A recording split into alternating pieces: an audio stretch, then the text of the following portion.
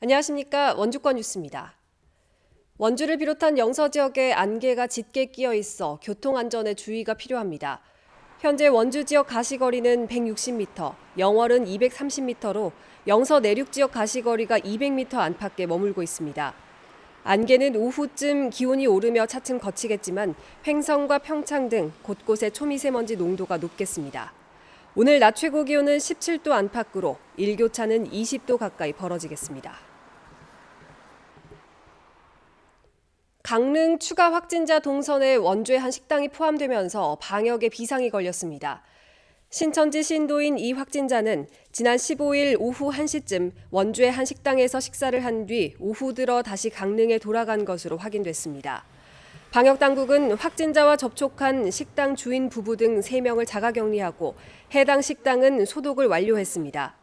한편 일주일 만에 코로나19 신규 확진자가 나오면서 도내 누적 확진자는 30명으로 늘었습니다.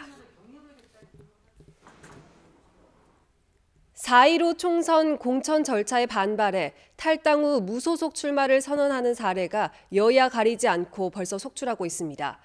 언론사 여론조사에 문제를 제기하는 등 선거 분위기는 벌써 과열 양상입니다. 권기만 기자입니다. 권성중, 조일현, 장승호, 더불어민주당 후보로 지난 총선을 치렀던 3명의 예비 후보가 당 공천 절차에 반발해 탈당 후 무소속 연대를 결성하고 기자회견을 열었습니다. 기본적인 공천 기준을 무시하고 무리하게 특정 후보의 공천을 강행했다며 당 지도부를 비판했습니다.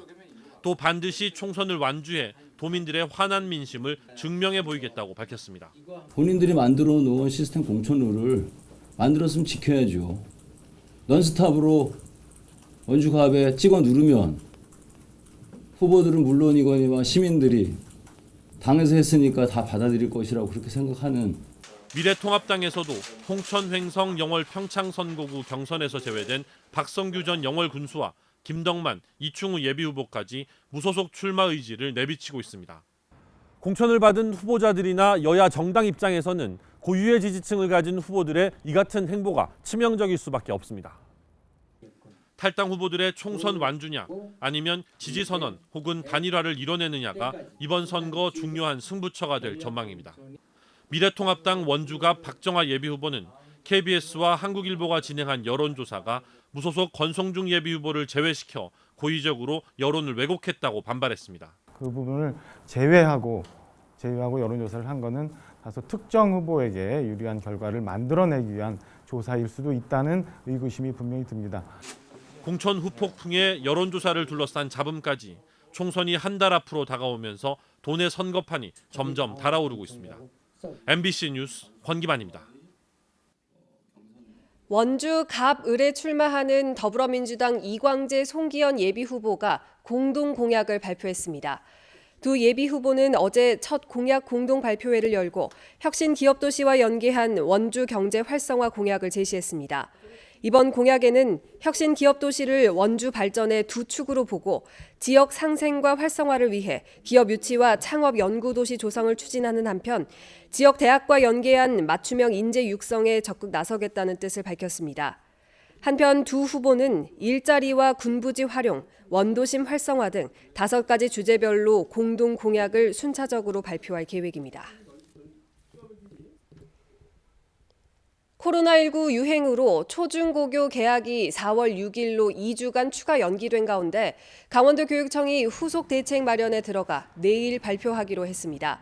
도교육청은 교육부가 밝힌 학교 방역 강화와 학습 공백에 따른 원격 학습, 긴급 돌봄 연장 등 부문별 후속 조치를 신속하게 마련해서 이번 주 안에 일선 학교에 전달할 방침입니다. 아울러 다음 주에는 후속 조치에 따른 학교별 대책이 세워지도록 준비해 4월 6일 개학에 차질이 없도록 하겠다고 덧붙였습니다. 특히 코로나19 사태 진정 분위기에 따라 개학이 앞당겨질 수 있는 상황에도 대비하겠다고 밝혔습니다. 코로나19로 위기를 겪고 있는 소상공인과 실직자 등 취약계층 30만 명에게 강원도가 1인당 40만 원의 생활안정지원금을 지급합니다. 최문순 도지사는 어제 코로나19 극복 경제 활성화 특별 대책 브리핑에서 연매출 7천만 원 이하의 소상공인 7만 8천 명을 비롯해 실업급여 수급자와 장애인, 한부모 가정 등 취약계층 30만 명에게 1인당 40만 원을 긴급 지원한다고 말했습니다.